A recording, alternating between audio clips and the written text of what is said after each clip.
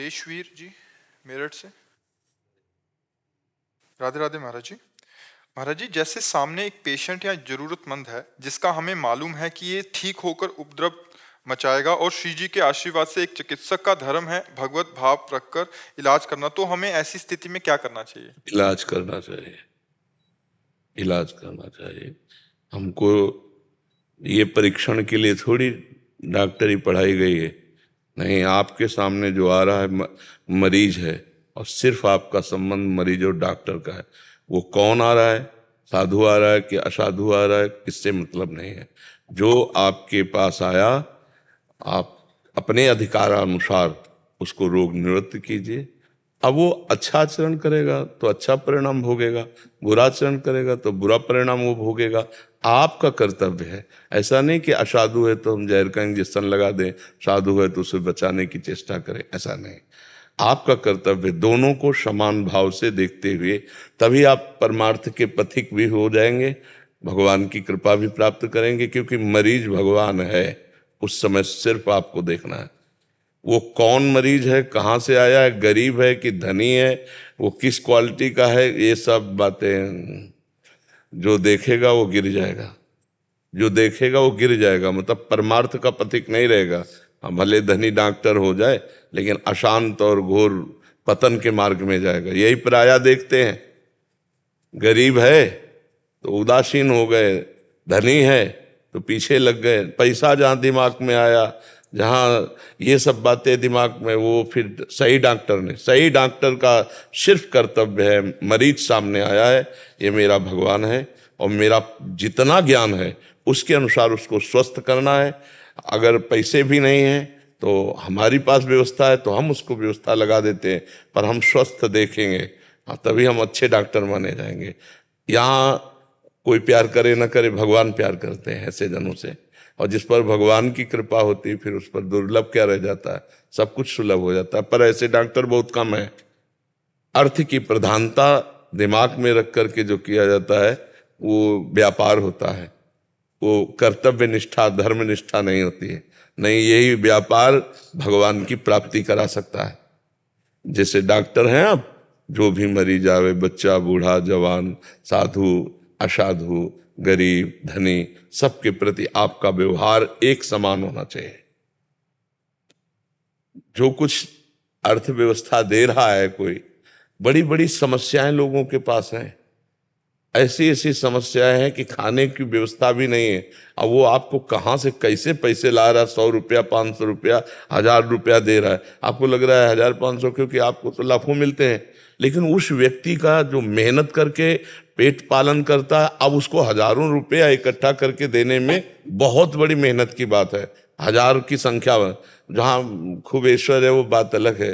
अब ऐसे व्यक्ति वो नेत्रों से दिखाई देता है।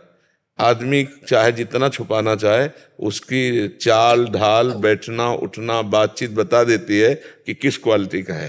थोड़ी देर के लिए नए कपड़े पहने हैं या वास्तविक वो धनी है, ऐसा पता चलता है। तो जब कोई गरीब आवे तो उसको यदि धनी पुरुष से ज्यादा प्यार करोगे तो भगवान की विशेष कृपा आप पर होगी, विशेष कृपा। धन तो देने वाले हरि हैं, वो जब देते हैं ना तो सबसे बड़ा धन संतोष धन दे देते हैं। संतोष धन आ गया ना तो सब धन दूर समान। वही महात्मा है जो संतोषी, जथा लाभ संतोष सदा, काहू सो कछ न चाहोगे। भगवान व्यवस्था बनाते हो, सब व्यवस्था बना देते हैं। जब चूसना प्रारंभ होता, शोषण प्रवृत्ति, ये डॉक्टरी में बहुत खतरनाक है। और सिस्टम लगाए हैं, पैसा चल रहा है, और गरीब आदमी बेचारा खेती बेचेगा, क्या करेगा, कैसे जिएगा। वो तो जो गरीबों से परिचित हैं वो जानते हैं कि गरीबी क्या होती है। जो कभी गरीबी देखा ही नहीं तो क्या जाने गरीबी क्या होती है। हाँ, इसलिए डॉक्टर हो, भगवान की कृपा है, जो बुद्धि दी गई है उसके द्वारा मरीजों की सेवा करो। उसमें ये नहीं देखना साधु असाधु, गरीब या धनी, ऐसा कुछ नहीं देख। आपके सामने आया हुआ मरीज सिर्फ मरीज है।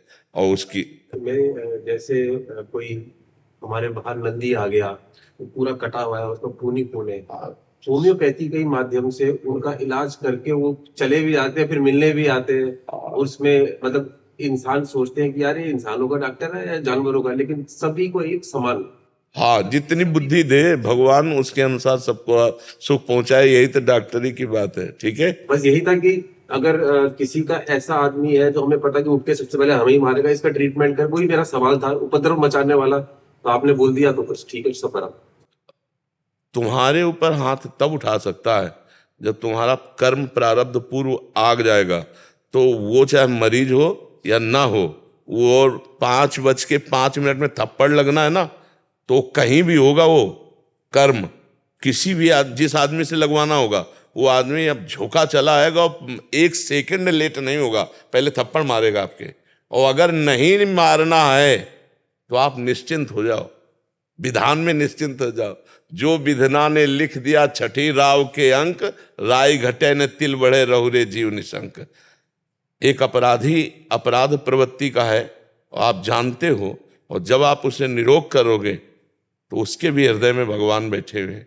हो सकता है तुम्हारी इस चेष्टा से उसकी अपराध प्रवृत्ति का ही नाश हो जाए। यार मैं इतना नीच और ये जानते हुए भी हमें ऐसा कर रहे हैं, अब मेरा सुधार होना चाहिए। हो सकता है तुम्हारी परमार्थ की एक चेष्टा उसके जीवन को बदल दे। तो पॉजिटिव सोचो, निगेटिव क्यों सोचो। हो सकता है वो इसके बाद जीवन बहुत अच्छा व्यतीत करे। अच्छा, अगर बुरा करेगा तो शासन विभाग है, भगवान है, अपने आप उसको दंड मिलेगा। हमारा कर्तव्य था, हमने अपने कर्तव्य का पालन कर दिया।